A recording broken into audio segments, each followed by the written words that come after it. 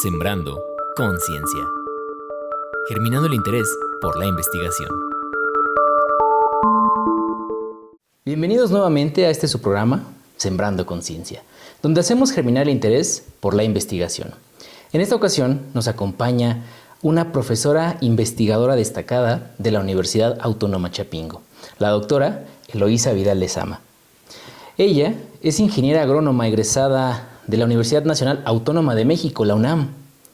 Tiene un máster en viticultura y enología por la Universidad Politécnica de Madrid, maestría en fruticultura y doctora por el Colegio de Posgraduados.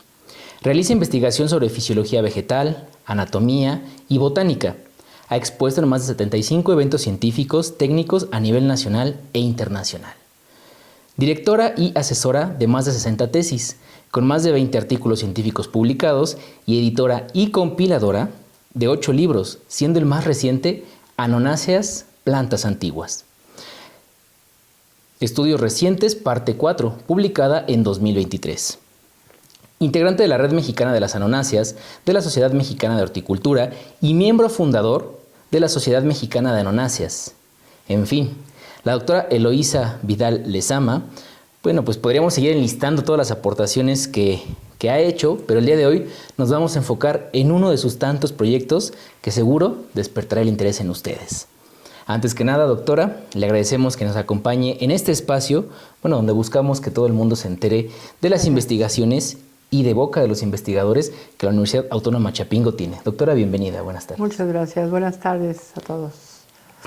En esta ocasión vamos a hablar sobre las semillas de 3 anonáceas, su bioquímica y la relación de esta con la latencia.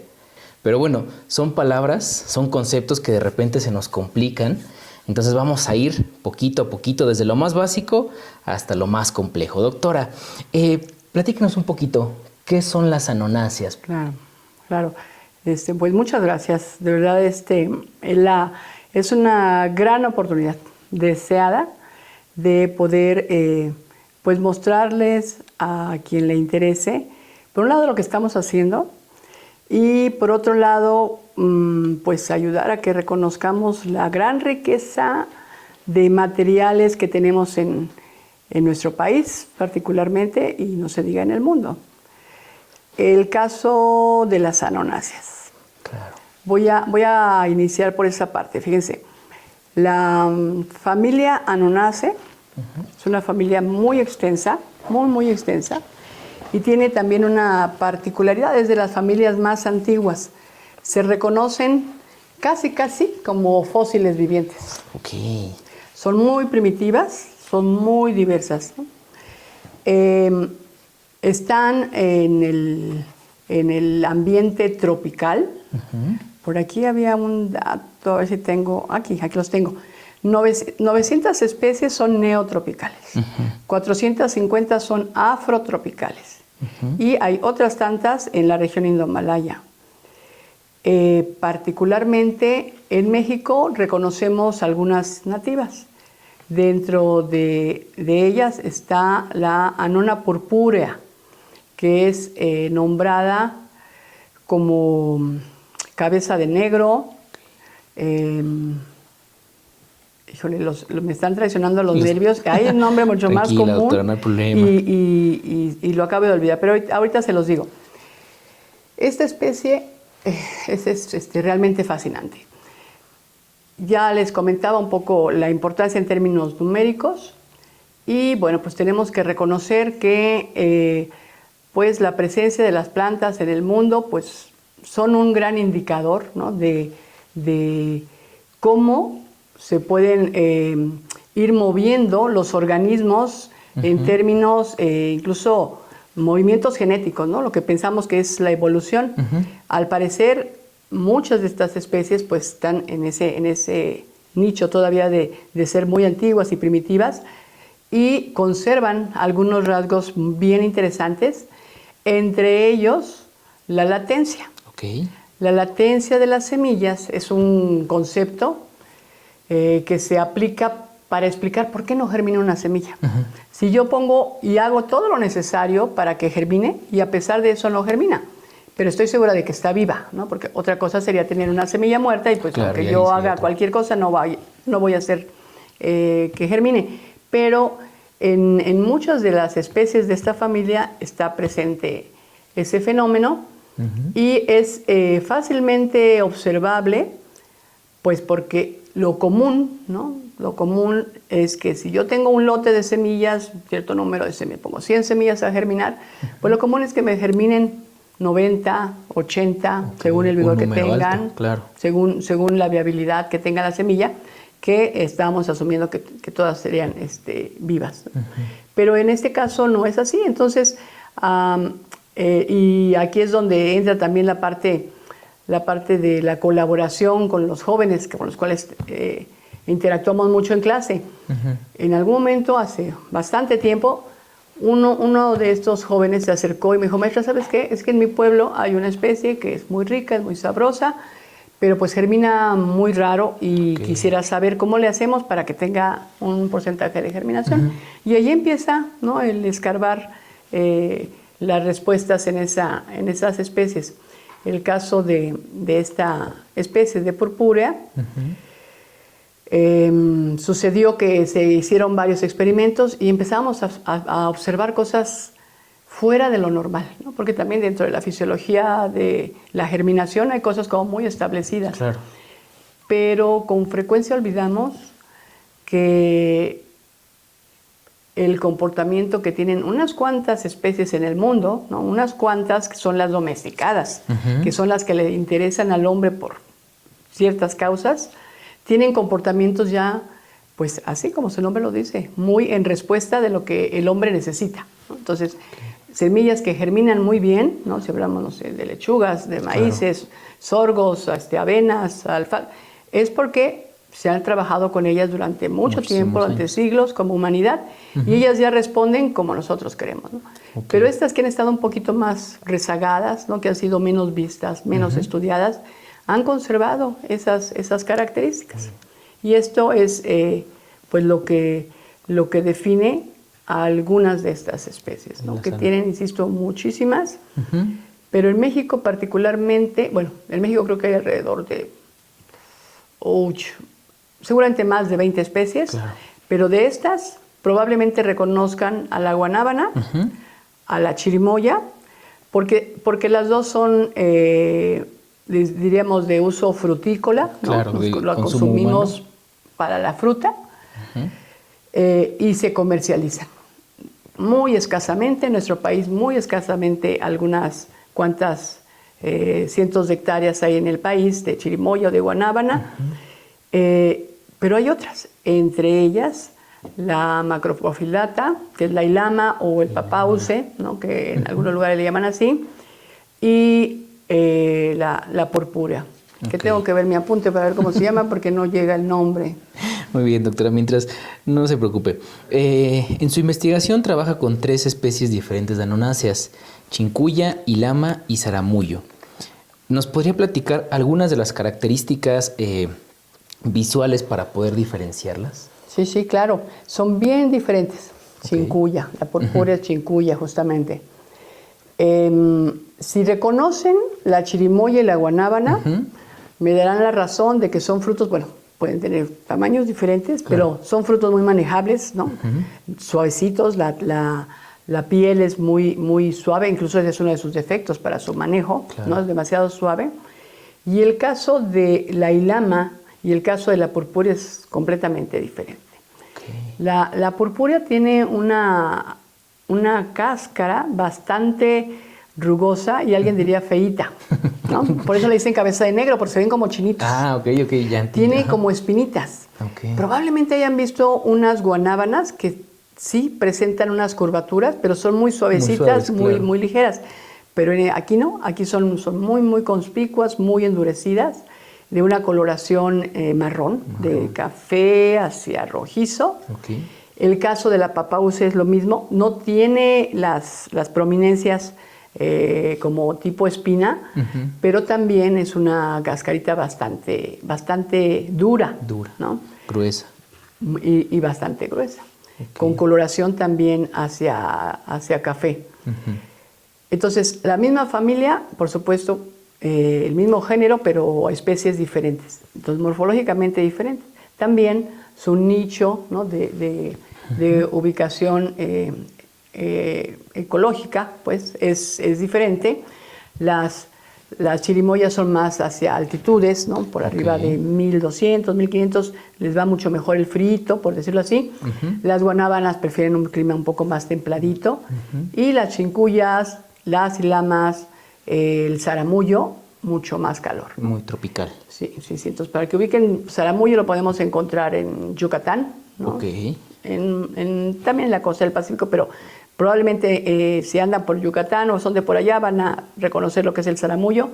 El zaramullo no tiene la cubierta tan dura, se parece un poquito más a la chirimoya, un poquito más chiquito, pero sí, las texturas de la pulpa, los sabores, los olores son bien diferentes entre estas especies. Justamente lo que le iba a comentar, bueno, nosotros la guanábana, la chirimoya que la conocemos son tonalidades verdosas, y entonces en este caso la diferencia, bueno, es que son marrones. Así es. Muy bien. Así es. Doctora, como sabemos, otras anonáceas como la guanábana, que estamos hablando de ello, son importantes por el fruto, que se consume de muchas maneras. En el caso de estas especies, de la chincuya, la ilama, el zaramullo, ¿también se cultivan por el fruto o tienen otros usos dentro de la actividad humana?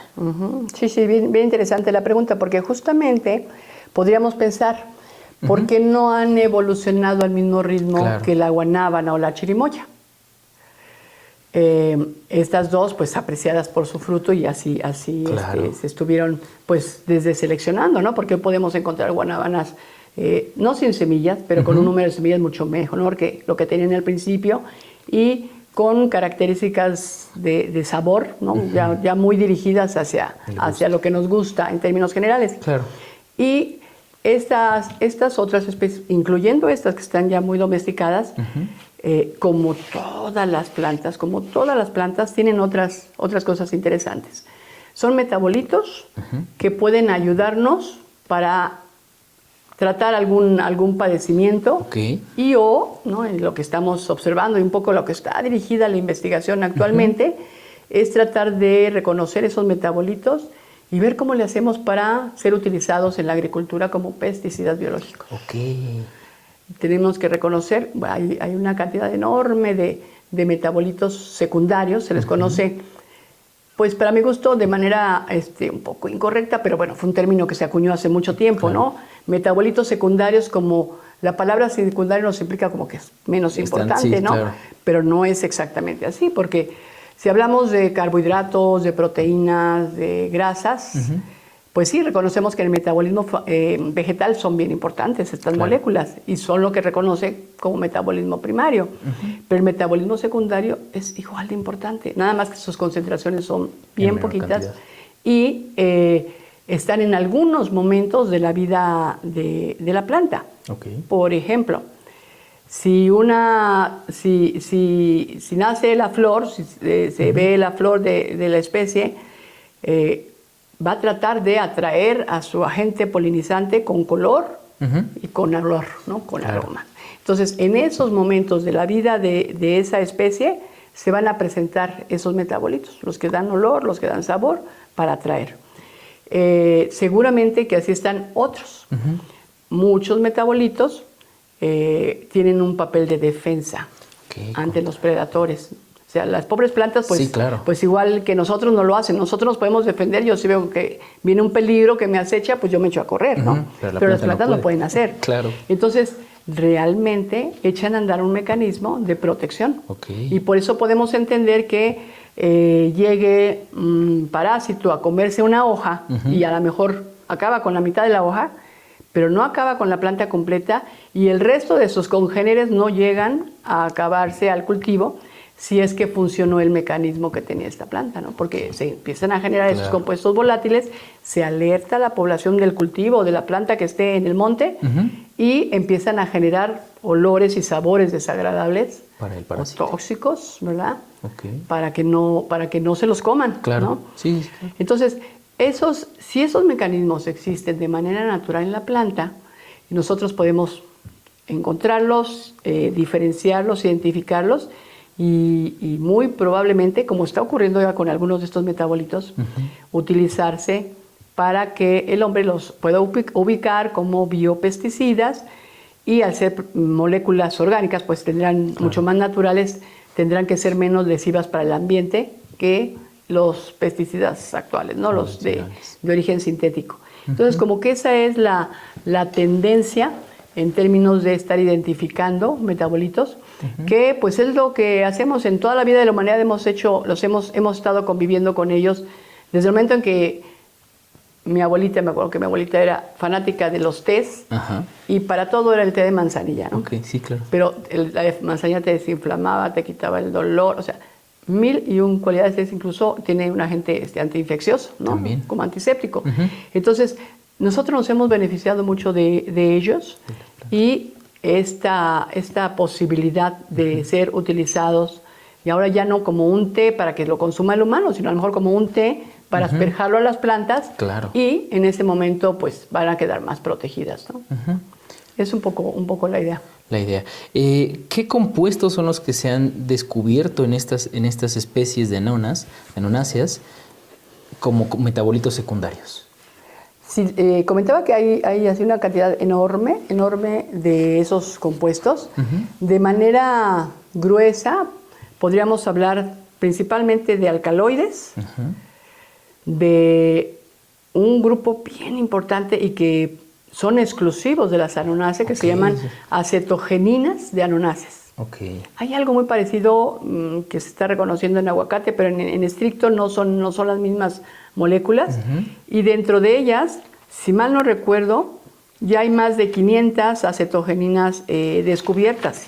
No es un número importante. Es un número importante, y son moléculas complejas, no son moléculas tan sencillas incluso de aislar, que es el gran problema que tenemos ahorita, de cómo le hacemos para tenerlas un poco más puras. Claro.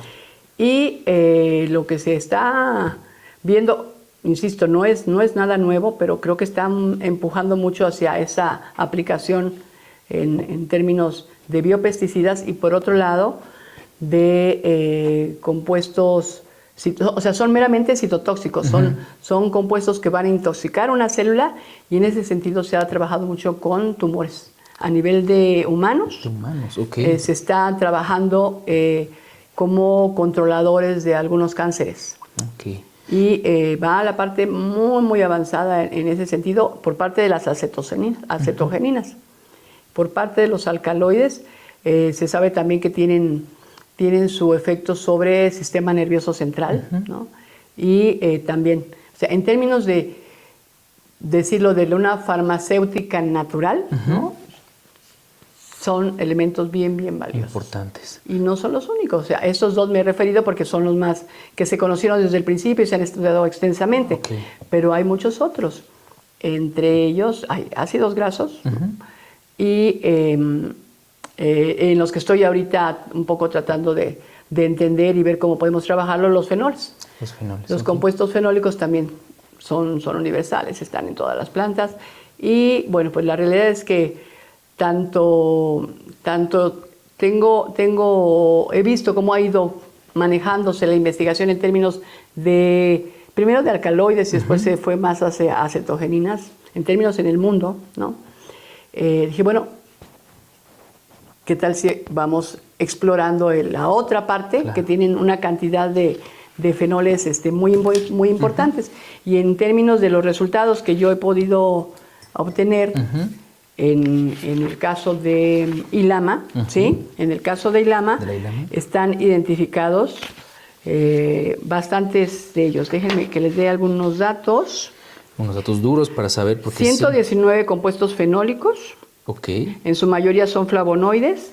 Y de todos ellos, como se hace el análisis, bueno, lo que yo hice, que pudiera haber sido mucho más extenso, pero son análisis bastante caros, fue el fruto en términos de la cáscara, qué hay en la cáscara, qué hay en la pulpa, qué hay en la semilla en términos de lo que diríamos de la almendra y de la cascarita, porque tiene además una cascarita bastante leñosa y dura. Entonces, en términos de esos 4 componentes, se hicieron los análisis en su conjunto, este número de compuestos, y de todos ellos hay 15 que fueron comunes a todas estas partes.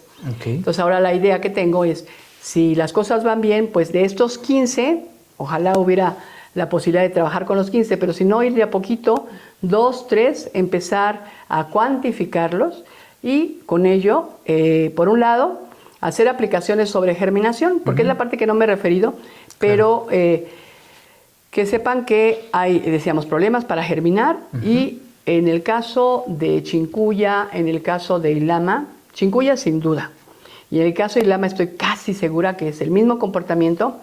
Lo que explica que no germinen no es la presencia de esos compuestos, porque yo decía, bueno, sí, claro. Si hay tantos compuestos en la semilla y son tan potentes, ¿no? Es muy probable que las mismas acetogeninas no estén dejando que germinen. Claro, que afecten la misma semilla. Y por ahí hicimos un trabajo interesante, la verdad fue con resultados muy, muy interesantes, porque lo que hicimos fue, bueno, voy a ponerla a germinar, cuando todavía no sabíamos exactamente cómo se resolvía el problema, la voy a poner a germinar y le voy a poner acetogeninas en baja concentración, en mediana y en alta concentración. Y el testigo, obviamente.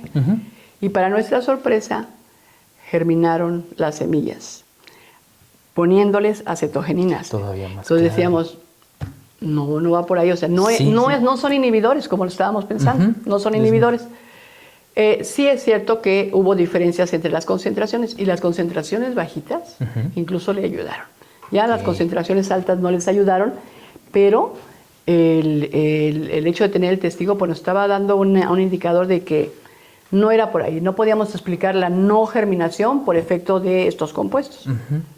En el caso de la chikungunya, lo que entendimos al final, insisto, para esto pues han sido muchos años de estar trabajando sobre esa fisiología de germinación, ya entendimos que al ser pues especies así, tan poco domesticadas, pues tienen un ciclo bastante marcado con respecto a las estaciones, ¿no? Entonces, el fruto, hay un momento en que el fruto se desprende, porque sepan que al ser domesticadas, no tan domesticadas, no hay cultivos. Como tal, no hay así una parcela donde uno pueda encontrar 3, 4 surcos, ¿no?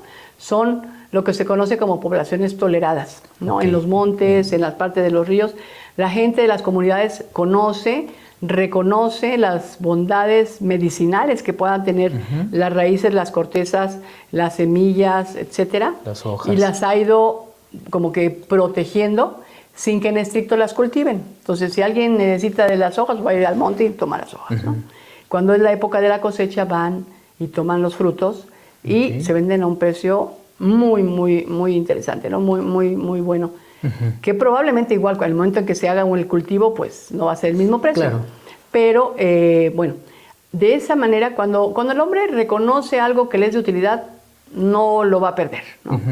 Sin embargo, pues no todo el mundo reconoce eso. ¿Quién reconoce la utilidad de una planta? Pues los que la tienen cerca, la que la han usado, la que saben es que esta es buena para esto. Claro, y demás. En el caso de chikungunya, pues tiene alrededor de 15, 16 usos diferentes medicinales. Wow.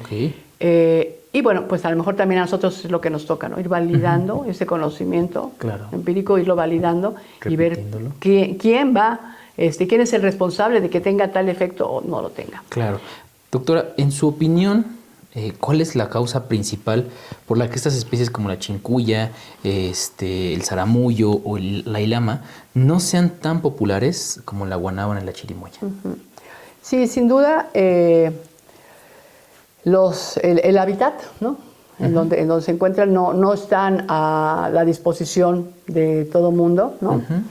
Y el caso de estas especies que has mencionado, el zaramullo, fíjate que no tanto, porque el zaramullo como que para mi gusto está mucho más reconocido que la ilama y que chikungunya, ¿no? Y chikungunya también en las zonas donde hay, la gente espera ya la temporada para ir a cortarla e incluso ofertarla, ¿no? Poderla vender, que digo que toma precios bien interesantes, pero son frutos muy sabrosos.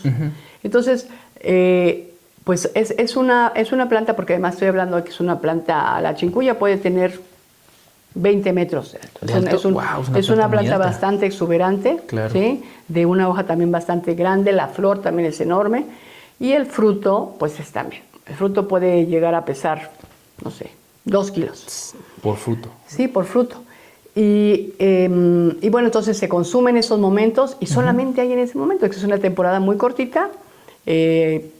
En Chiapas alrededor de un mes, ¿no? Ok. Yo creo que empieza ¿Qué meses? agosto, fines de agosto, septiembre. Finales de la temporada de lluvias, por así. Finales. Ok. Y esa palabra que has mencionado, esa frase es la que rige el comportamiento de las plantas, Claro. ¿no? Las plantas van a estar en función de cuando puedan vivir, ¿no? De verdad que son inteligentísimas, tienen una manera de medir el ambiente y de lo que les conviene y no les conviene. Entonces, si el fruto no se cortara, que se cayera, Claro. se queda el fruto, se degrada el fruto, las semillas quedan sobre el suelo, ¿no? Y va a haber hojarasca y va a pasar el tiempo y se van a ir enterrando y no van a germinar, van a germinar hasta el siguiente ciclo con las primeras lluvias. Claro. Entonces, todo este tiempo se la tienen que pasar dormidas. Digo, no son tontas. Saben que si germinaran, que hubiera a lo mejor por ahí un poco de lluvia o algo, no hay la condición ambiental, ¿no? Porque no todo es lluvia, tiene que haber temperaturas, humedad, tiene que haber el mejor lugar no solo para germinar, sino para subsistir. O sea, la especie como tal ha desarrollado ese mecanismo de latencia seminal para garantizar su permanencia en este mundo, en el tiempo, en el espacio, y lo que más protege pues es a sus hijos, ¿no? Claro. Que son sus semillas. Entonces las dota de esas características para que puedan aguantar mucho tiempo. Por eso las cubiertas de las semillas son tan particulares, son cubiertas también muy leñosas, lignificadas, que también tienen una cantidad de metabolitos que las protegen mucho, ¿no? De los depredadores, de la humedad, que no se pudran.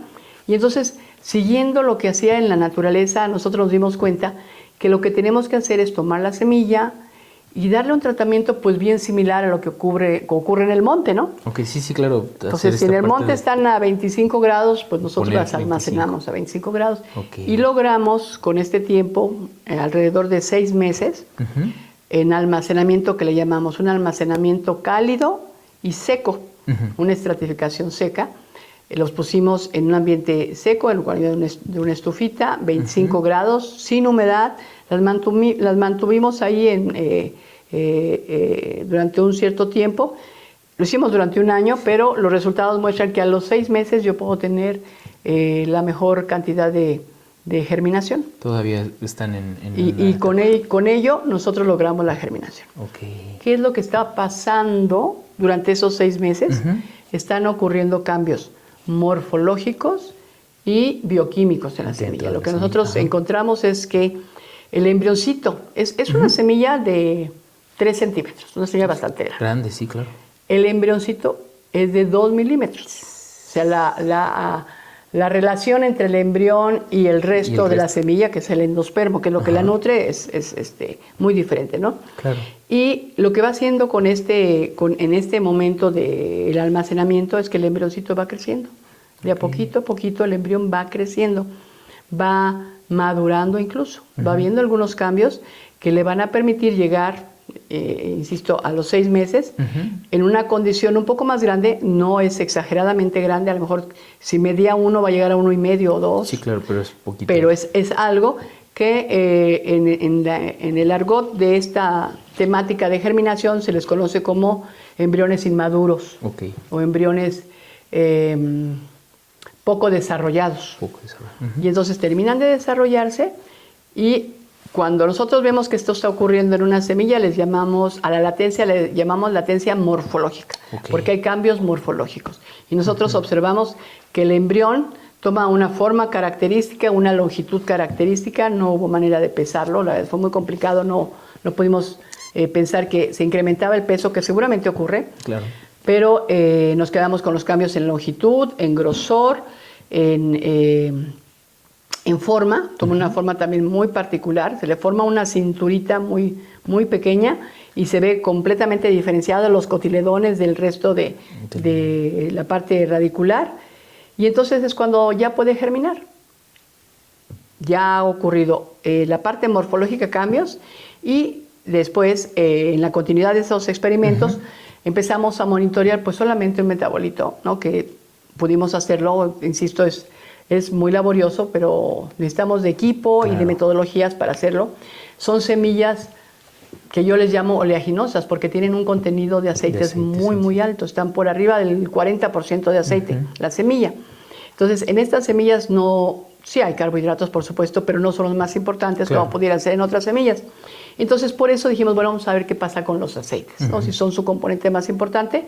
Y se hizo una identificación, si mal no recuerdo, si son 12 o 16 aceites, ¿no? Ácidos grasos. Son bastantes. Son bastantes y se cuantificaron. Y bueno, tienen tal cantidad de aceites que uno de los colaboradores, el doctor Benito, que trabaja en preparatoria, el doctor Reyes, pues vio la posibilidad de que se conviertan también en un biocombustible. Claro, ¿no? Porque tenemos ahí una cantidad de energía almacenada enorme en las semillas. Estos aceites, doctora, de las semillas, ¿sirven para nutrir al embrión en la etapa en lo que germina ya propiamente el embrión? Con seguridad. Lo que hipotetizamos, porque no hemos hecho así el seguimiento tal cual tú lo estás describiendo, sería lo más interesante, ¿no? Ver qué está pasando en el estadio 1 de la germinación hasta que termina de germinar, que es bastante larga la germinación. Sí, claro. Entonces, hay seguramente un aprovechamiento de estos materiales durante el almacenamiento, que ya recordemos que está desarrollándose, madurando el embrión. Hay un aprovechamiento, sin duda, porque vimos cambios en los ácidos y van disminuyendo los ácidos conforme pasa el tiempo.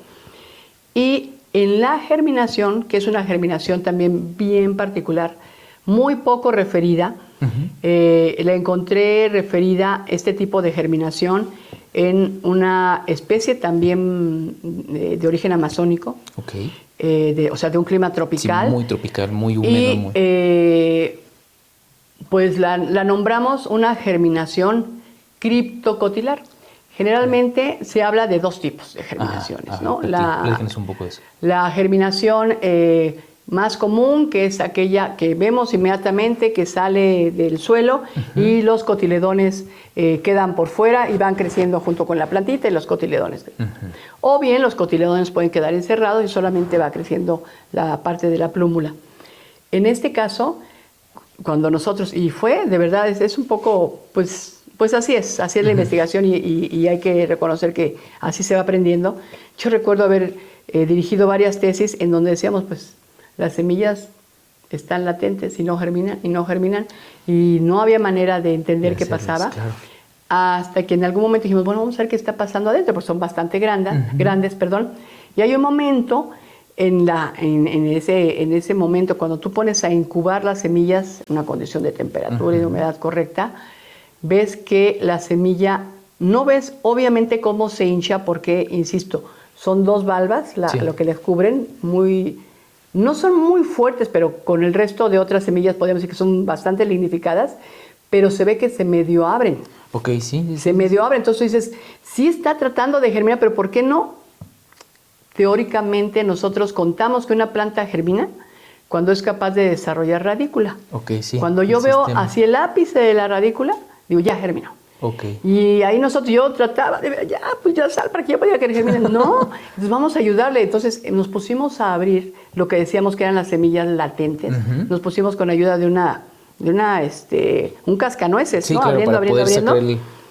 Y nuestra sorpresa era que la semillita al interior la plantulita al interior de la semilla estaba crecido. O sea, nosotros ahí podíamos ver radícula y plúmula escondida en esas dos. En el interior de las valvas en esas dos valvas, consumiendo el endospermo. Entonces, lo que estaba ocurriendo es que sí había germinación, pero estaba bien escondida, no la veíamos. Y con esa idea de que pues teníamos que exteriorizarse, ¿no? La radícula, y hasta que yo no la vea, no voy a decir que germina, pues teníamos un poco que cambiar los conceptos. Y lo que es muy notorio es que en el caso de purpúrea lo tenemos también muy medido. La radícula va a aparecer el día 23.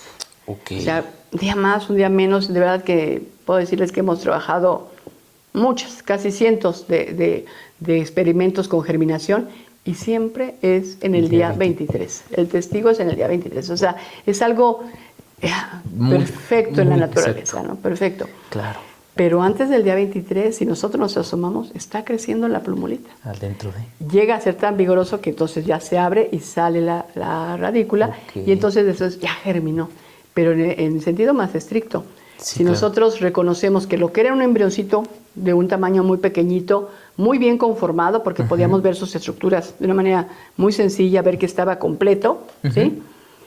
Ya no era un embrión, ya era una plantulita, porque empieza a crecer la plúmula y vemos sus hojas, sus primeras hojitas verdaderas, y cómo vemos el hipocotilo y la raicita adentro. Entonces hay uno de los artículos publicados habla de esa germinación criptocotilar. Criptocotilar. ¿No? Y no está referenciada en muchas especies. En Anonas hay otra. Si mal no recuerdo, también es de la parte de Brasil, en donde también hay un comportamiento.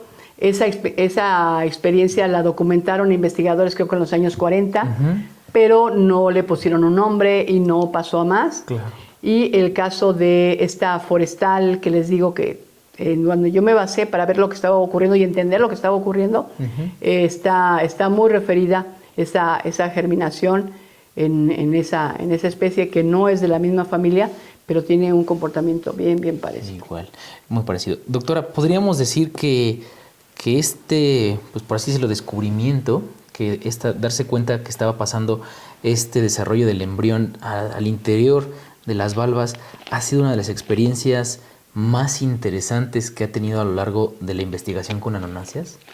Sí, sin duda, porque pues así yo por eso digo, así es el aprendizaje y así es el conocimiento y la ciencia, claro. ¿No? Uno trae introyectados ciertos conocimientos, bases teóricas, y eso por supuesto que ayuda, pero por supuesto que también limita mucho, ¿no? Nuestra creatividad y nuestra manera de interpretar los fenómenos. En el momento en que abrimos la semilla, oh my God, todo lo que hemos escrito no era tan cierto, porque está uno con la intención de encontrar lo que ya está establecido, ¿no? Lo que dicen los libros, lo que dice la teoría, y uno como que se niega a ver las cosas con una mirada diferente. Yo creo que esas son de las cosas más interesantes que me ha permitido la investigación, el aprender a mirar con otros ojos. Claro. Sin duda las anonáceas pues son una especie muy interesante de todo lo que nos está comentando ahorita, y bueno, me imagino que verlo en el laboratorio, verlo en la naturaleza, pues es más interesante aún. Pero doctora, coméntenos, ¿de dónde surge el interés por estudiar estas especies que no son tan comunes y además, bueno, son muy interesantes? Sí, les comentaba que el inicio es la curiosidad de un alumno que nos lleva a empezar a trabajar con ellas, y bueno, después ver la gran posibilidad de adquirir y generar, ¿no? Y generar conocimiento en términos de entender a la naturaleza, ¿no? Porque claro, la realidad es que, por lo menos mi experiencia en investigación ha sido esa, ¿no? De manera muy humilde se los comento, no hay nada nuevo bajo el sol. Lo único que hay es que no nos hemos querido asomar a verlo y a entenderlo, que mucho es las explicaciones que encontramos con nuestras investigaciones, el poder entender un fenómeno, explicarlo y poder llegar al punto, ¿no? Como nos corresponde en algún momento, de poder aplicarlo, ¿no? Claro, entonces, en este sentido está ahorita la investigación con fenoles, ver si los fenoles están ayudando o no en estas especies, y por otro lado, el poder darles la aplicación, ¿no? Claro. Imagínense que pudiéramos determinar que realmente fueran los fenoles los causantes de la no germinación en las otras especies, pues sería ya un campo de investigación abierto en muchas otras especies. Y si, como estamos viendo, si las cantidades, por lo menos en número, en cantidad de elementos hay muchos, pero si en cantidad, en términos de contenido, es interesante, pues seguramente que hay una manera de explotar las semillas, las hojas, las cortezas, las raíces, y de rescatar, porque desgraciadamente sí con frecuencia vemos que lo importante es lo que se cultiva, ¿no? Lo que nos alimenta, claro, por supuesto, Pero pues también tenemos que reconocer que en este caso en el monte hay muchas otras cosas que no directamente nos están alimentando, en el sentido como lo conocemos, pero que están ahí por alguna razón y que nosotros podemos aprovecharlo, y que en la medida en que se aproveche, pues no vamos a dejar que el recurso se pierda, porque lo tenemos que reconocer. Los montes cada vez son menos, ¿no? Los árboles cada vez son menos. Estamos acabando con la vegetación en pos de alguna otro objetivo de interés para el humano, pero esos materiales que son tan interesantes pudiéramos perderlos. Entonces la idea es no perderlos, hagamos pública todas sus bondades, sus ventajas, y qué mejor que realmente funcionara como la industria de los pesticidas biológicos. No, hombre, pues el que tenga la posibilidad, pues ahí hay mucho para trabajar y para bien vivir, ¿no? Porque al final podríamos empezar a decir con mucha certeza que sí me conviene tener un huerto, ¿no? Que sí me conviene tener un huerto. Yo trabajo en el área de fruticultura, entonces a mis jóvenes, a mis alumnos, con frecuencia les digo, qué bueno que tengamos frutos, ¿no? Ese es el objetivo del fitotenista, enseñarlos a producir con calidad, en constancia, etcétera. Pero en un huerto hay mucho más que frutos. En un huerto hay flores, hay hojas, hay raíces, hay tallos que también pueden ser explotados. Entonces, en el caso de las guanábanas, bueno, en el caso de cualquier área, si yo pusiera un huerto, seguramente que voy a poner un huerto para sacar guanábanas, vender guanábanas. Pero seguramente que voy a tener unas cuantas plantas o hileras o huertos para sacarles hojas. Y otros para sacar la fruta, la flor. Y otros para a lo mejor sacar la corteza en función de lo que me interese obtener, ¿no? Sí, claro. Yo recuerdo un momento en un viaje de estudios con unos productores de naranja en Veracruz, ¿no? Que siempre, la gran mayoría no les ha ido bien, ¿no? Con ese producto que está tan mal pagado. Me tocó llegar cuando estaban tomando la decisión en una asociación que ya iban a tumbar los huertos. Ya no podían, no les pagaba ir a cortar la naranja por el precio que había. Ya van a dedicarse, no sé, a otra cosa. A vender chicharrones en las escuelas, yo no sé. Y yo les decía, es que no hagan eso, o sea, no nada más piensen en el fruto. Y yo además les invito a que piensen que tienen que trabajar su huerto para que tenga muchas flores. Las flores de la naranja son las flores que nos tomamos como azar en un tecito. Es una estructura que la industria cosmética aprecia mucho. Claro, por el aceite. Entonces ya no vendan naranjas, vendan flores. Parece que me hicieron caso. Muy bien, pues es que también de repente es eso, ¿no? Sí, o sea, poder, insisto, por eso digo, ver con otros ojos lo que estamos haciendo, encontramos respuestas diferentes. Claro, y de repente también la aproximación de la academia a los problemas reales del campo, en este caso, por ejemplo, de fitotecnia, de fruticultura, que de repente, como usted dice, nos enfocamos tanto en querer producir frutos, que dejamos de lado otros subproductos o, bueno, productos que sí se pueden utilizar y que pueden generar un valor agregado. Un valor agregado, claro, ¿no? Sí. Si se entendiera así, no tendría nada de malo. Y justamente es este chico que, bueno, le digo chico, y joven ya tiene... Ay, mejor no les digo. Pero hablé con él, yo creo que hace unos 3 meses, y le digo, Alfredo, ¿y sigues con la chincuya? Sí, porque la vida de ese joven fue con su padre, como muchos, gente de campo, sí, las chincuyas están allá hasta el monte a 20 kilómetros, pero no, vamos a acercarlas, y las pusieron más cerca de la casa, las pusieron en la orilla como cercas, ¿no? Para controlar ahí al ganado y que no se saliera, y estuvieron acercando las plantas a la casa donde ellos vivían. Y permanecen los que están en el monte. Pero Alfredo sigue, sí, maestra, sí, pero ¿qué cree? Ahora ya tenemos guanábanas. Oye, qué bien, ¿y qué está? No, pues sí, es que se vende mejor la guanábana, la puedo manejar. El hecho de que sea domesticada, pues implica que hay un conocimiento y podemos manejarlo. Todo lo nuevo hay que aprender a manejar. Y me dice, ¿pero qué crees que estoy haciendo?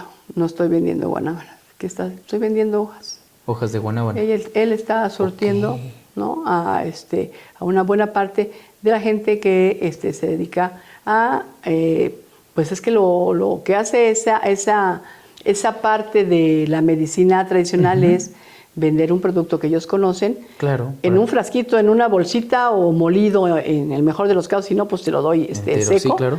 pero con el conocimiento que él tiene como ingeniero y creo que también ya tiene la maestría, pues no está vendiendo la misma calidad de hoja que uno puede ir a colectar en cualquier momento, pero a lo mejor pues sí tiene algún componente, no sé, llegó un predator y la dejó a la mitad, o hay un hongo o una bacteria. Entonces, él está produciendo de manera orgánica en un huerto de Guanábana para tener hojas muy limpias, muy grandes y con muy buen peso, porque al final por lo que vendes la hoja es por peso, y le está yendo muy bien. En este caso, la hoja de guanábana, ¿para qué se utiliza, doctora? La realidad es que yo creo que yo recuerdo fue en el 2014, tuve también la fortuna de que en un congreso también llegaron unos periodistas y nos entrevistaron, y en ese momento igual, ¿no? Como guanábana es lo que más ubicamos en la especie, ¿y para qué sirve tal? Y lo primero que me dijeron, y oye, ¿es cierto que sirve para el cáncer? Y yo, nos faltan trabajos, espérense, o sea, es difícil, sí, claro, ¿no? Es difícil asegurar que pueda funcionar. Digo, tiene tanto tiempo, la gente no se equivoca. La realidad es que hay mucho conocimiento, ¿no? Ancestral, en esas aseveraciones, pero hoy, sin duda, me está haciendo la misma pregunta y te puedo decir, sí es anticáncer. Sí es anticáncer. ¿Cuál es el gran detalle? No nada más en las guanábanas, ¿no? En todas las especies vegetales, que por supuesto la concentración del metabolito va a ser muy diferente. Ser un producto natural, pues a lo mejor en un lote de hojas vas a tener X cantidad y en esta X menos 1. ¿no? Y a lo mejor te tomas y el chamán, el curandero o el doctor te dice, pues tómate un tecito todas las mañanas con 3 hojas. Y lo vas a hacer, pero si este lote te va a estar dando una aportación, ¿verdad? Y este lote te va a dar otra aportación. Es lo que decíamos. Que la medicina a la que estamos acostumbrados, pues esa es su gran ventaja, que todo está súper dosificado, todo. Si te estás tomando una cafeaspirina, tú sabes que tienes ahí 500 miligramos del ácido acetilsalicílico. No, ni 499 ni 501. No varía, como por ejemplo. Y en una hoja sí. ¿no? Entonces creo que eso pueden ser las diferencias. Pero es tan evidente que hablando también con un colega de Brasil, este colega se ha dedicado ya como jubilado, se ha dedicado a ir haciendo asesorías en el mundo, exclusivamente en guanábana, no manejo de guanábana, y en su momento le invitaron en una isla de las colonias francesas que están en el Caribe, no me acuerdo en cuál, bueno, pues en una de esas islas hay todo un resort para desahuciados de cáncer. Ok. O sea, si tú tienes cáncer y tienes dinero, pues te vas a esa isla, ¿no? Sí, claro. Y todo está en base a guanábana. El desayuno, los postres, el té. O sea, hay un componente, ¿sí? Por supuesto que tiene digo, pues, que mejor que estar en un resort en el Caribe, ¿no? Claro. Ya soy en fase terminal, pero por lo menos que pueda yo oler el mar, ver el mar, ¿no? Y es pues es muy interesante. Yo pues sí, estoy convencida de que nadie va a invertir en algo que no le va a redituar, ¿verdad? Tendrá que ver. Y ahí hay una evidencia de que las cosas están funcionando. Hoy día sí podemos decir con certeza que las hojas de guanábana tienen un efecto anticancerígeno. Por supuesto que sabemos que hay muchos tipos de cánceres y que los trabajos en los humanos son muy complicados. ¿no? Son muy complicados, tienen todo un protocolo que ustedes recordarán, ¿no? Que esa era un poco la disyuntiva en las vacunas con el COVID, ¿no? Que sabíamos, pues sí, funcionan, no, sí, son muy sabíamos rápidas, que no estaban probadas en nadie, ni siquiera en los cocuyos, ni siquiera en las ratitas estaban probadas, sino así como lo lavamos, póntela. Al ser humano, sí. Y pues hay todo un protocolo para poder probar si esto funciona y como investigadores sabemos que los protocolos por eso existen, tienen que ser cuidadosos, medidos, pasito a pasito y confiables. No pueden ser más allá del 5% de probabilidad de error, ¿no? No puede haber eso. Entonces tenemos que tener la certeza cuando estamos hablando de personas. Claro, ¿no? Y ese es un poco el detalle en toda la parte de la investigación de la medicina tradicional, que podemos nosotros, por lo menos en la parte que yo manejo, en la parte agronómica, ¿no? Yo puedo llegar hasta un punto, pero de ahí en adelante ya no puedo seguir porque pues no es mi parte no es el campo de medicina. estudio, claro. Alguien lo tendrá que hacer y pues tampoco no muchos le quieren entrar porque es un trabajo de años, ¿no? De años, no sí, es de claro. 1 o 2 años, ¿no? 5, 6, 10 años para poder, pero el día que esta posibilidad esté, pues ya se ganó el cielo. Justamente. Y doctora, bueno, platicando, bueno, lo que nos comentaba hace un momento que este ingeniero se dedica, tiene un huerto específicamente para sacar hoja y con relación a la parte de los componentes que van o que ayudan a regular alguna enfermedad, las deficiencias dentro de la nutrición de los árboles, de las plantas, ¿afecta a los componentes que nos ayudan en este caso? Con seguridad. No conozco muchos trabajos, bueno, no conozco un trabajo que lo pueda demostrar, pero es lo más probable. ¿Por qué? Todos los metabolitos tienen un gran componente, ¿no? Yo no soy química ni bioquímica. Claro. Pero las acetogeninas reconozco que tienen una estructura molecular muy compleja y ahí hay un anillo que pues tiene que estar alimentado por algún elemento, ¿no? Si no existiera ese elemento seguramente no se conformaría de la misma manera. Entonces yo creo que sí, digo, no lo puedo decir de manera contundente, pero sí. Claro. Pero la otra parte, que en el caso de los fenoles es bien evidente, es que si reconocemos que estos metabolitos en muchos de sus casos, que no es el único fin que tienen, ¿no? Porque ya hablamos de polinización, de atracción, incluso algunas de repelentes, exacto. Tienen que defenderse de sus predadores, pues tiene que generarse un estrés. Claro. Yo digo, no puede haber para la planta algo más estresante que ver que se le viene encima un bicho que se la va a comer, ¿no? Claro, un enjambre, ¿no? ¿No? Sí. Entonces debe ser bastante estresante y sabemos que muchos de ellos, si yo estreso una planta en términos de agua, va a producirlos. Okay. Si hay mucho frío, va a producirlos. Si hay mucho calor, va a producirlos. Si hay mucha luz, ¿no? Los antocianos no se reconocen que son protectores de las clorofilas, va a producirlos. En función de irradiación, o sea, basta con que no esté a gusto para que se sienta agredida y tendrá que responder. Claro. ¿No? Entonces sí, en el caso de, por ejemplo, de las uvas, ¿no? Se sabe que si quiero tomar una uva que va para vinificación, pues mucho de lo que vendo en vino son compuestos fenólicos, ¿no? Claro, sí. Son compuestos aromáticos y que dan color.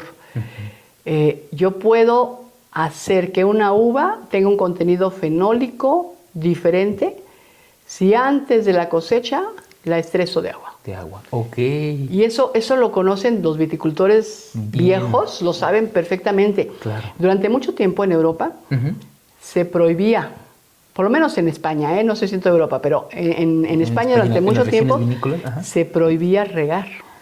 O sea, tú tenías que sacar tu cosecha. Es una planta tremendamente adaptada a la sequía. Claro. Tenías que sacar tu cosecha con los 200, 300 milímetros de agua que caían al año y eso era garantía de que tu producto iba a ser muy rico en compuestos fenólicos. Claro. Y bueno, pues ahora se entiende por qué. Claro que pues eran muy producciones muy pequeñas. Cuando tú metes agua, pues incrementas productividad. Claro. Pero con seguridad que la calidad de los vinos es diferente. Yo no sé si sea mala, pero con seguridad que salían menos concentrados, ¿no? Claro. Y en esa disyuntiva estuvieron mucho tiempo los españoles hasta que se dieron cuenta que este mundo globalizado no les dejaba de otra más que tener que regar si querían competir, ¿no? En producción y en venta, fuera, claro. Entonces empezaron a regar. Pero sí había ese reconocimiento durante mucho tiempo que un buen vino tenía que venir de una uva estresada por agua. Muy bien, muy interesante. Sí. Doctora, dentro de estos cambios precisamente climáticos que hemos estado viviendo actualmente, últimamente en los últimos años, ¿se ha notado alguna disminución de las poblaciones de estas anonáceas, de la chincuya, de la ilama, del zaramullo, en las zonas donde tengan los los lotes de investigación? La verdad es que no lo sé. No lo sé porque tendría que ser un trabajo muy, muy extenso, muy arduo, como para ir verificando. Realmente hay, en el caso de las anonas, ¿no? Hay muy escasos registros del diagnóstico, ¿no? De lo que hay en México. Y estoy segura que no es nada más en Anonace. Pero hay algunas publicaciones, ¿no? Dentro de los colegas que estamos en la sociedad que al menos en su área de influencia han hecho este tipo de colectas y están un poco identificadas en dónde están algunas de estos materiales. Gente de la UNAM, también el año pasado me encontré en uno de los congresos con un colega muy joven, doctor taxónomo, que está muy empeñado en ir encontrando nuevos materiales en México y que probablemente es el que tenga más claro cómo está ahorita el diagnóstico. Claro. No me atrevo a decir si va para arriba o va para abajo, pero pues la idea es que lo que haya no se pierda y en la medida que la gente revalore a esos materiales, seguramente pues vamos a protegerlos más o ya vamos a empezar a cultivar, ¿no? Muy bien, doctora. Pues para ir cerrando este tema que de verdad es inmenso y que nos da para más y más. Ojalá lo volvamos a retomar más adelante en esos programas de Sembrando Conciencia. ¿Qué temas hace falta por investigar respecto a las anonáceas? Esto para que estudiantes de las carreras agronómicas o otros profesores interesados, bueno, pues puedan conocer e irse inmiscuyendo en esos temas. Pues sí, falta pues mucho. En estas se sale un poquito, insisto, se sale un poquito porque está un poquito más domesticada. Sí, y hay huertos claro, ya como tal. Pero en el caso de Ilama y de Chincuya no, e insisto, probablemente otras de las nuevas que han estado saliendo, si mal no recuerdo, el año pasado se identificaron 3 o 4 especies nuevas, ¿no? Bueno, nuevas en el sentido de que se reconocieron, ¿verdad? Claro. De que ya les dieron un nombre. Muy probablemente en estas especies poco domesticadas, pues haya que continuar con eso porque pues no hay mucha gente que se dedique a esto. La gente que lo ha tenido claro desde siempre, pues han sido la gente como el doctor Benito, que sabe que las plantas medicinales son tremendamente ricas para abordar diferentes problemas de la humanidad, pero en el caso de estas pues falta entrarle así a nivel de detalle, qué hay, qué tiene, cuánto tiene. Y el otro gran salto, que es donde yo digo, yo voy a poder llegar hasta aquí, pero me encantaría, ¿no? Poder ver que alguien se anime, ya identificaste, ese fenol es bueno, ese lo vamos a aislar, ese lo vamos a poder convertir en un insecticida. Claro. Ese es el que vamos a convertir en un bactericida o en un fungicida. Vamos a hacer las pruebas y se pueda tener el producto que buena falta nos hace en la agronomía de tener productos naturales biológicos, claro, que no estén causándonos problemas, ¿no? Porque pues, sacamos la cosecha, sí la sacamos, pero ¿a qué costo? Después ¿no? vienen los problemas de salud, ¿no? Claro. Y entonces, algo por ejemplo que no mencioné y ahorita que vi uno de los documentos es en la parte de lo que pueden estar haciendo estas moléculas en favor de la humanidad, es que yo lo veo pues siempre pues en la parte que me conviene, no en la parte que yo conozco, en la parte agrícola, claro. Pero desde el otro punto de vista de la salud humana, muchos de ellos están súper comprobados que tienen un efecto larvicida o adulticida sobre vectores de virus, ¿no? De virus. Okay. Probablemente recuerden de chikungunya, como claro. El último, pero dengue, que tiene en la humanidad miles de años, ¿no?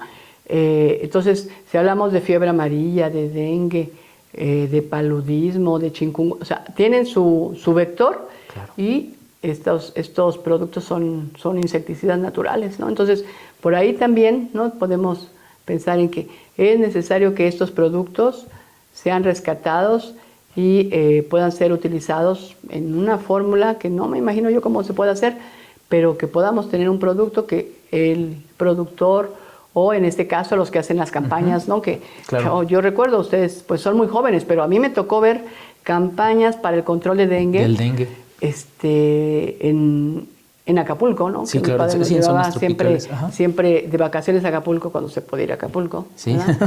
En las calles, o sea, estaba uno, me acuerdo que estábamos comiendo, ¿no? El pozole, lo que sea, y pasaba la cuadrilla, sí, Fumigando con qué productos ahora. A lo mejor hasta con malatión, ¿no? Y al pozole, y así, y eran nubes y nubes de un pesticida, ¿no? Porque había que acabar con el mosquito. Claro. Y claro, sí podían abatir los problemas de infección en este caso era del dengue, pero ¿a qué costo? El ¿no? costo de la salud humana. Sí, ¿no? Claro. sí. Y bueno, pues ahora reflexionamos muchas cosas que se hicieron en su momento que pues parecían buenas ideas, ¿no? Claro.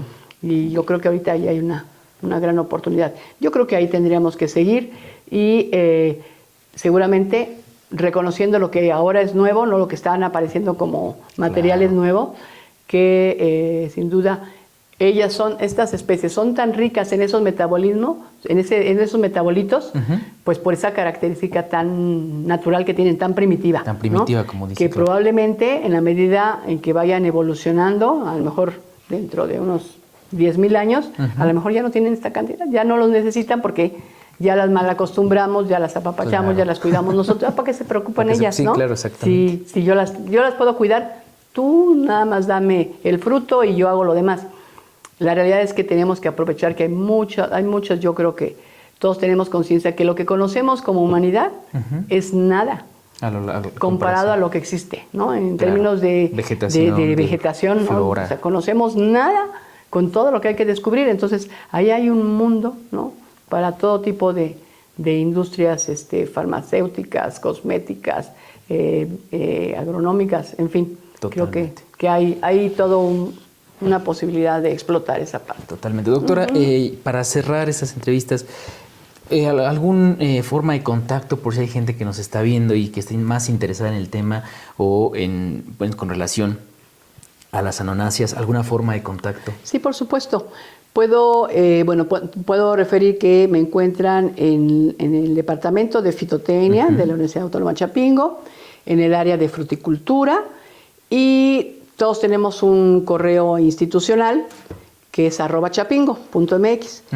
Y que se acuerden de mi usuario, es muy sencillo porque es la E de Eloísa, Vidal de mi primer apellido y L de Lezama, que es el segundo apellido. Entonces, evidal L @chapingo.mx, y con todo gusto así nos comunicamos y después podríamos vernos de manera presencial, establecer algunas líneas de trabajo, de interés, de todo tipo, ¿no? Claro. Bueno, pues ahí están las formas de contacto de la doctora Eloísa Vidal Lezama en este tema de las anonáceas, que vaya que pues da para más, da para otro programa, entonces vamos a hacer por aquí el compromiso de tener más adelante en este espacio de Sembrando Conciencia. Por lo pronto, pues se nos ha acabado el tiempo y es implacable el tiempo en radio y el tiempo... se hace cortito. Exactamente, se nos va muy rápido. Pero bueno, yo agradezco a mi equipo de producción, a la maestra Paola Izquierdo, gracias por su apoyo y disposición a este espacio. Agradecemos, por supuesto, a Radio Chapingo, a la Dirección General de Investigación y Posgrado y claro que sí, a nuestra queridísima Universidad Autónoma Chapingo, que pues nos permite realizar este tipo de espacios.